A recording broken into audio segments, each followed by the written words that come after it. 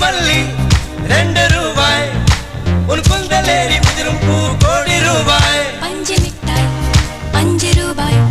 நீ பாதி தின்று தந்ததால் லட்ச ரூபாய்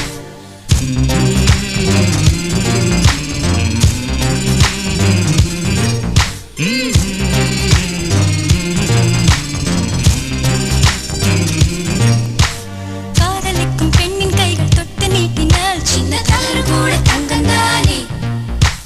காதலிக்கும் பெண்ணின் வண்ண கண்ணம் ரெண்டிலே மீண்டும் பருவம் கூட பவழம் தானே சிந்தும் வேர்வை திருத்தமாகும் சின்ன பார்வை மோட்சமாகும்